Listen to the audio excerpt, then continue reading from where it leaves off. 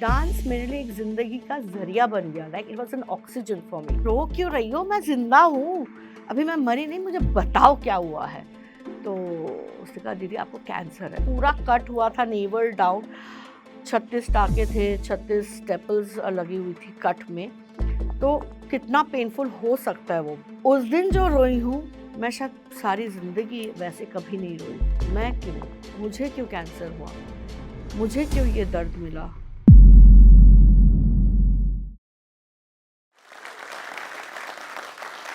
खुद ही को कर बुलंद इतना कि हर तकदीर से पहले, खुद ही को कर बुलंद इतना कि हर तकदीर से पहले, खुदा बंदे से खुद पूछे, बता तेरी रज़ा क्या है। नमस्कार, मैं हूँ अलकनंदा दास गुप्ता।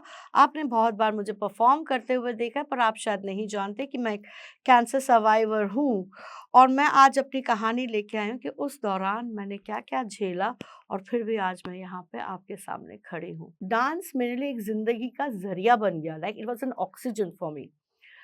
डांस करती गई, रियाज़ करती रही, स्कॉलरशिप मिला मुझे कथक केंद्र से। 14 साल का वनवास मैंने काटा है कथक केंद्र में और नेशनल स्कॉलरशिप लिया है। कोविड ऑलमोस्ट अपने एंड में था 2022 में और मेरा एक बहुत बड़ा प्रोडक्शन आ रहा था महाराज, जहाँ पे हम बात करते हैं कृष्ण की। और मुझे लगा कि मेरे बॉडी में कुछ चेंजेस हैं। एक चेतना थी कि हाँ, कुछ गड़बड़ हो रहा है मेरी बॉडी के साथ और मुझे इसको तवज्जो देनी चाहिए। और मैं पहुँच गई अपनी डॉक्टर के पास, गायनेक के पास कि मुझे ये प्रॉब्लम हो रही है। उन्होंने कहा आप प्लीज़ अल्ट्रासाउंड करवाइए क्योंकि दिस समथिंग डिफरेंट। सो मेरी फ्रेंड थी वहाँ पे, उन्होंने कहा यार this is not something good, I don't like what is, चलो सीटी स्कैन करते हैं। तो मैंने कहा कि ठीक है, मैं अगले दिन सीटी स्कैन के लिए पहुँची और जो पकड़ा गया वो था कि मेरी ओवरी के ऊपर एक लंप है। शो के लिए 3 हफ्ते बाकी थे, तो मेरे दिमाग में लंप के ज़्यादा मेरे को शो की पड़ी हुई थी। गायनेक ने कहा कि सर्जरी, इमीडिएट सर्जरी, तो मैंने अपनी ज़ुबान बंद कर ली। मैंने कहा अभी मैं किसी को बताऊँगी तो मेरा शो नहीं होगा, या कन्फ्यूजन क्रिएट होगा, स्ट्रेस होगा, इससे अच्छा चुप रहो। सो वो 3 हफ्ते रिहर्सल्स, प्रैक्टिस होती रही, अरेंजमेंट होती रही। मैं 3 हफ्ते चुप रही और जिस दिन शो होने वाला था उससे 1 दिन पहले मैं अपने पेरेंट्स को मैंने बताया कि मेरे ओवरी में लंप है और मैंने अपनी फ्रेंड को बताया कि मेरे ओवरी में लंप है and they were like are you crazy? दिमाग खराब है, तुम नाच रही हो, 7-8 घंटे तुम नाच रही हो और तुम्हें हमें आज ये बता। मैंने कहा प्लीज़ यार अभी ये हो जाने दो, शो को एक सक्सेस हो जाने दो, उसके बाद हम बात करेंगे कि इसके बाद मुझे क्या करना है। 7th May 2022, Maharas at Kamani Auditorium was a bumper hit with more than 1,000 audience for a classical production. बहुत ही अच्छा रहा और मेरे को एक सैटिस्फैक्शन मिला कि हाँ, मेरा काम जो है, मेरी मेहनत रंग लाई। पर दिमाग में और एक चीज़ थी कि अब मुझे अपना दूसरा फ़ेज़ देखना है, that is my medical phase. जब मैं हॉस्पिटल पहुँची तो डॉक्टर ने ऐसे देखा, "oh! Alaknanda, you are wearing an eyeliner?" I said yes but and also I am wearing a lipstick. मैंने अपना मास्क हटाया और उनको अपनी लिपस्टिक दिखाई और स्माइल किया। Oh we have a very different patient, आप बहुत अलग हैं। मैंने कहा हाँ, जो भी है थोड़ा स्टाइल से करते हैं, थोड़ा जोश से करते हैं, चाहे वो सर्जरी हो। तो सर्जरी थिएटर में मैं चली गई ओटी में एंड मेरे फ्रेंड्स, मेरी सिस्टर सब वहाँ पे थे एंड जो कि सर्जरी 4 घंटे की होने वाली थी और मुझे बेड में आ जाना चाहिए था 4-5 घंटे में, वो मुझे लगे पूरे 12 घंटे आने में। और मैं तो लेटी हुई हूँ ओटी में, ऑक्सीजन मास्क लगा हुआ है, डॉक्टर्स थोड़ी देर बाद थप्पड़ मार रहे हैं, Alaknanda wake up, you have to wake up. Surgery हुई और मैं 2-3 दिन हॉस्पिटल में ही थी एंड लैप्रोस्कोपी हुआ था। बट उसके बाद 2 महीने की रेस्ट थी। उसके बाद जो बैक में काम चलता है, वो था कि गौरी दिवाकर भाग रही थी, ये पता करने के लिए कि प्रॉब्लम क्या है। देन उसको 15 दिन बाद पता चला कि it was cancer, first stage cancer. Well मुझे कुछ नहीं बताया गया था। 15-20 दिन हो चुके थे, मैं पूछ रही थी, अच्छा बताओ क्या है, क्या है? किसी ने नहीं बताया और फिर गौरी का एक शाम को फ़ोन आया और वो रोती जा रही है, सिसकियाँ मार-मार के रोती जा रही है। तो मैंने कहा रोना बंद करो, अब देखते हैं इसका नेक्स्ट क्या करना है, मैं अभी ज़िंदा हूँ, मैं इतनी जल्दी तुम लोगों को छोड़ने नहीं वाली और तुम लोगों को मेरे से कोई छुटकारा नहीं मिलने वाला। फैमिली वाज़ क्राइंग पर मेरे माइंड में आई वाज़ वेरी नॉर्मल। सबसे बड़ी बात है कि ना मैं रोई और मैंने उसको एज़ अ शॉक भी नहीं लिया। द स्ट्रेंजेस्ट पार्ट, रोना तो आया ही नहीं, मैंने शॉक में भी नहीं गई, मैंने कहा चलो कैंसर है, इलाज है। वही कहते हैं ना जो डर गया सो मर गया, तो वो वाला मेरा मेंटल एक चलता है कि डरना नहीं है, हर चीज़ की एक सॉल्यूशन ज़रूर होती है इस वर्ल्ड में, इस ज़िंदगी में। ऑन माय बर्थडे मैं गई पहुँची doctor Kanika Batra Modi who is my oncologist. Very young and beautiful doctor. Doctor ने कहा 2 दिन आप एडमिट हो जाओ 2 दिन बाद and it was my birthday. तो मैंने कहा नहीं, मैं तो नहीं होंगी। कहते क्यों? क्या बात है क्यों नहीं होगी? मैंने कहा 2 शोज़ है, 2 हफ्ते बाद होंगी। कहते आर यू मैड? पागल हो गई हो? कैंसर है तुम्हें? ऐसे हाँ मुझे पता है, कुछ नहीं होगा इससे। अगर अभी तक नहीं हुआ है और 2 हफ्तों में क्या ही हो जाएगा? मैं नहीं मरने वाली। इतनी जल्दी मुझे यू आर एक्टिंग क्रेज़ी।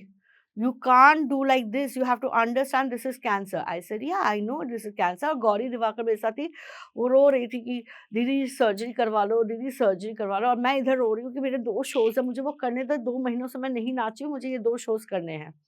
मुझे लगता है अपनी ज़ुबान की कद्र होनी चाहिए और उसको आपको कंप्लीट करना चाहिए और ऊपर वाले पे आपको भरोसा होना चाहिए। सो आई न्यू कि मुझे कुछ नहीं होने वाला और मैं डॉक्टर केबिन से निकल गई। यू टू डिसाइड कि तुमको क्या चाहिए, तुमको करवाना है, नहीं करवाना है। मैंने कहा मुझे करवाना है, पर मुझे 2 दिन बाद नहीं करवाना, मुझे 2 हफ्तों बाद करवाना। You decide. सो गौरी और मैंने थोड़ा डिस्कस किया और फिर जैसे ही डॉक्टर आए, so you are getting admitted? मैंने कहा नो। गौरी ने कहा no no she is not getting admitted क्योंकि उनको ये 2 शोज़ करने हैं। I understand her feeling also. So so हम लोग 2 शोज़ करके 16 अगस्त को हम लोग एडमिट होंगे। तो वो खफ़ा तो थी, पर उनको पता चल गया कि ये पेशेंट बहुत ज़िद्दी है। तो कहते ओके दैट्स योर कॉल। तो मैंने उनको पूछा doctor it's fine no? She said no it's not fine but do it's your call, it's your wish. I said okay. तो गुस्से में तो थी, तो हम निकलने वाले थे, तो मैंने कहा doctor it's my birthday, so I have one request, can I have a glass of wine? तो बहुत जोर की वो हँस पड़ी, हा, this woman has cancer and she wants to have a glass of wine. I said, it's my party tonight, and I love having those parties with loud music and everything. And so, one glass. She said, okay, okay, one glass only. So, हम निकल गए. But मुझे लगता है ज़िंदगी में खुद एक नशा है. मैंने नहीं पी, पर मैं खूब नाची. एंड मेरी फ्रेंड जो है रो रही थी, मैंने कहा गौरी डोंट क्राई, किसी को पता नहीं था और कि नेक्स्ट क्या होने वाला है, तो मैंने कहा don't cry because I am here to stay. मुझे ये पूरा विश्वास है कि मैं यहाँ पे और धमाल मचा के जाऊंगी ज़िंदगी में। पार्टी हुई, 2 शोज बहुत हिट हुए और 16 अगस्त को मैं भर्ती हो गई मैक्स साकेत में और मैं आराम से डॉक्टर से ओटी में बात करी एंड सडनली एक प्रिक हुआ teach on my spine and I lost my senses.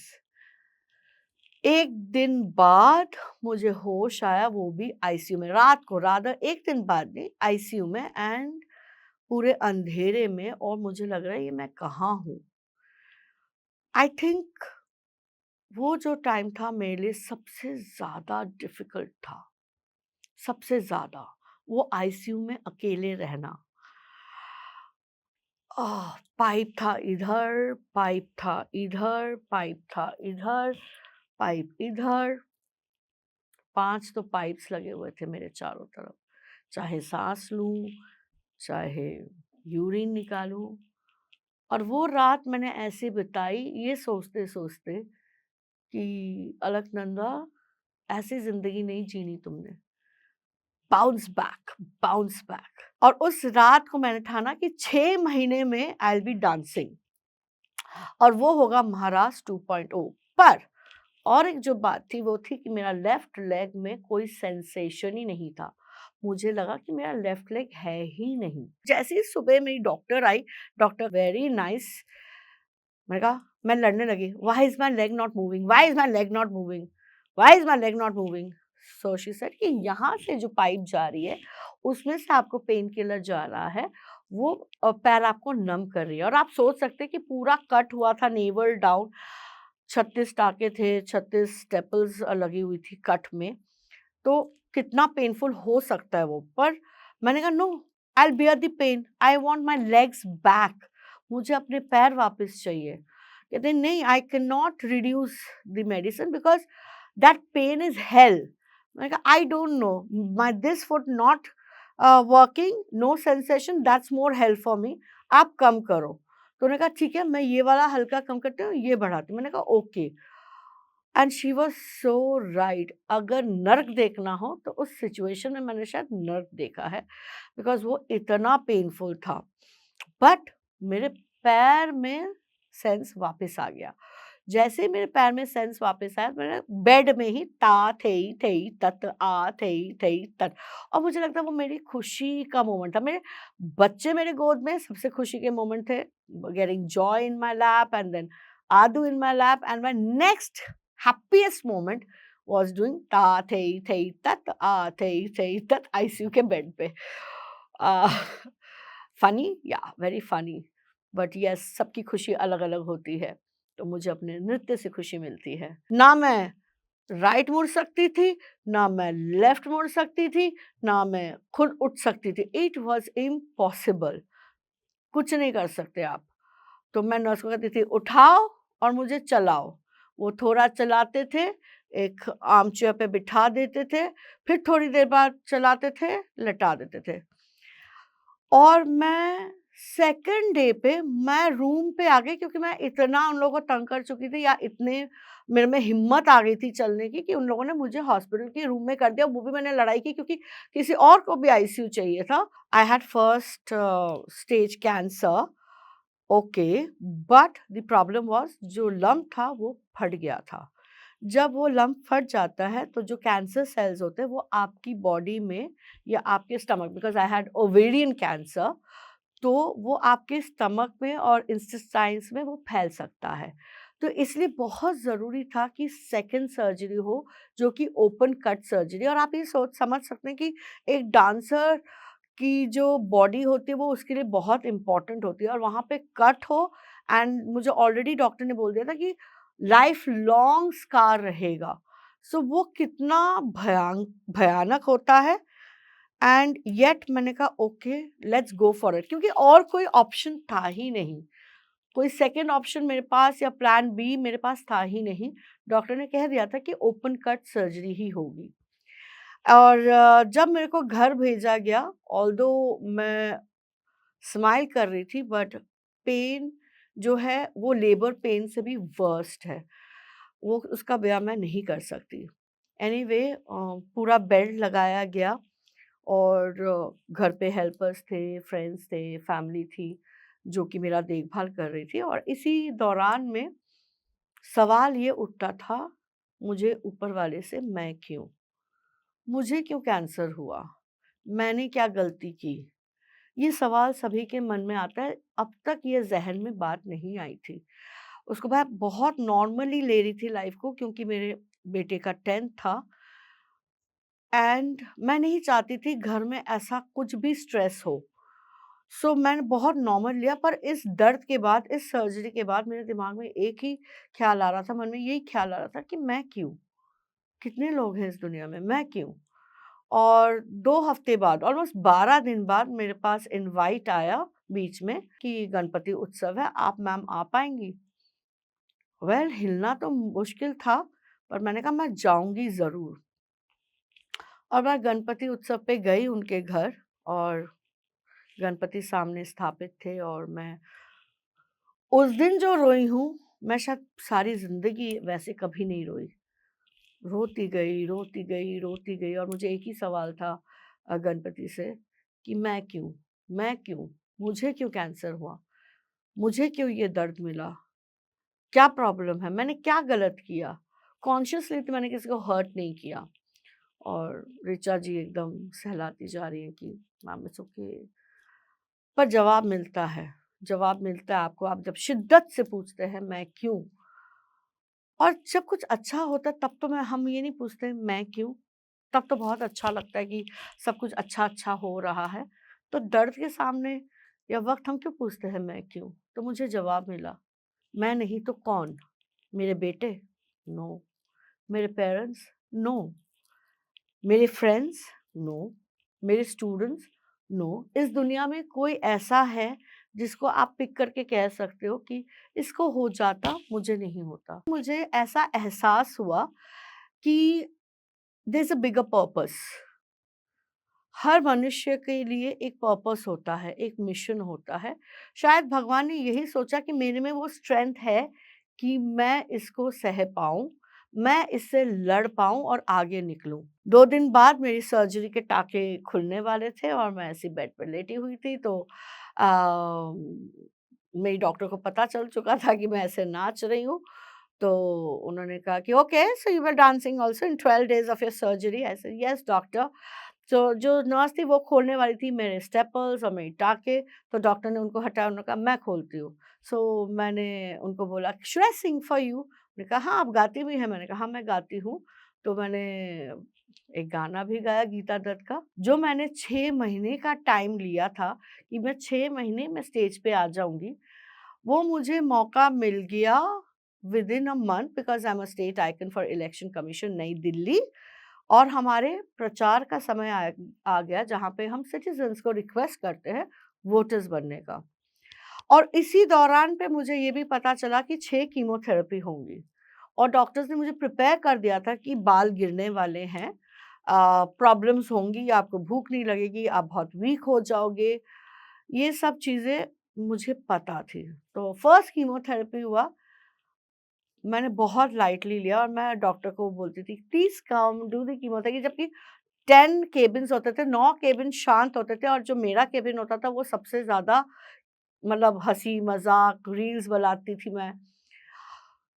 पहले कीमोथेरेपी के बाद मुझे लगा ये जानलेवा है बिकॉज़ मेरी पूरी हिम्मत टूट गई। मैं एकदम बिस्तर में ऐसे सिकुड़ के बैठ गई कि ना खाया जाता। 5 दिन से मैंने कुछ खाया नहीं था और एनर्जी लेवल तो एकदम नील के बराबर थी। पर 5वें दिन मैंने कहा कि नो, ये ऐसे मैं नहीं जी सकती हूँ। मैंने डॉक्टर को फ़ोन किया एंड मैंने उनसे पूछा doctor can I go for shopping? और आपको पता है कि शॉपिंग से लेडीज़ का क्या हाल होता है। सो उन्होंने कहा हाँ, हाँ, you can go, you can wear a mask and go.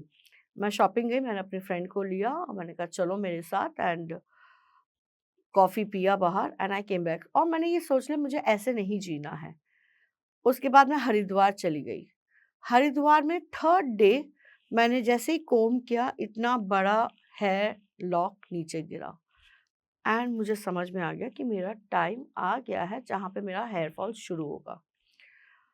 मुझे नहीं था कि मैं मेरे घर में गंदा हो और मेंटली मैं देखूँ कि मेरे हेयर फॉल रोज़ हो, तो मैंने अपने बेटे को पूछा आदू से कि Adu can I get my hair shaved off? He said yeah mamma go get it shaved off. तो मैं गंगा पार गई, नाई को बुलाया, मैंने कहा आप पूरा, तो कह रहे नहीं मैडम क्यों करना है? किस लिए करना है? मैंने कहा आप करो, कोई प्रॉब्लम नहीं। और मैं पूरा ऑनलाइन गई कि I am getting my head shaved of क्योंकि मेरे कीमोथेरेपी के बाद जो पहला साइड इफ़ेक्ट है, मेरे बाल गिरने लगे हैं, तो मुझे चाहिए कि मैं पूरा हेड शेव कर लूँ and I was like I look beautiful, no I look beautiful, so nice and everybody was going online और सबने कहा कि इसकी हिम्मत है कि ये ऐसे करके ऑनलाइन जाके हेड शेव करवा रही है। पर मुझे था कि अगर मैंने अपने आप से ही मोहब्बत नहीं की, इश्क नहीं की, तो लोग कैसे करेंगे? पहले तो खुद को एक्सेप्ट करना होता है ना, खुद से इश्क करना होता है ना, तब जाके आप और किसी से कर सकते हैं या कोई और आपसे कर सकता है। उस 6 कीमोथेरेपी के दौरान मैंने 15 शोज़ किए, इलेक्शन कमीशन के लिए भी, डाइफ के लिए भी और 1-2 और भी कुछ फ्रेंड्स के लिए मैंने परफॉर्मेंसेस की। और जैसे ही मैं अपना टोपी खोल के नीचे फेंकती थी, लोग पूरी ऑडियंस ओ करके शोर मचाते थे and they used to cheer me up इतना, और उसके बाद फोटोग्राफ लेना, वो करना, और इतनी लोगों ने मेरे लिए दुआएं मांगी, चाहे वो मेरी फैमिली हो, मेरे फ्रेंड्स हो, मेरे एडमायरर्स हो, या कॉमन मैन हो। जिनको भी ये दर्दनाक बीमारी होती है, first advice, cancer is not a death threat. पहले ही मत सोच लो कि भैया मैं तो गई काम से। Be positive in your mind, be optimistic in your mind. और मैं बिलीव करती हूँ, अगर आपको एक दिन की भी जिंदगी मिली है, उसको आप सेलिब्रेट करें। मैंने 3 पीस अपने इस दौरान अपनाए। वो है, फर्स्ट इज प्रायोरिटाइज योरसेल्फ। अपने आप को अहमियत दीजिए, अपनी तरफ गौर कीजिए। Go for your medical test, go for the right kind of diet, go for a positive mindset. अच्छी चीजें देखिए, नेगेटिव चीजें मत सोचिए, अच्छी चीजें देखिए, अच्छा सोचिए। Second is passion, along with your work. अगर आप काम करें, एक पैशन ले लीजिए। मेरे लिए मेरा काम, मेरा डांस है, बट मैंने पैशन में प्लांटिंग शुरू किया, ग्रीनरी। मैंने उसको लिए कुकिंग शुरू किया, बहुत मुझे अच्छा भी लगता है। I increased my. तो एक पैशन को कंसिडर कीजिए। Third is pay your premium on time, take a medical insurance. Please अपने आप को प्रायोरिटाइज कीजिए, specially ladies. Thank you Josh talks cancer story for sharing my journey, मेरी कहानी लोगों तक पहुंचाने के लिए।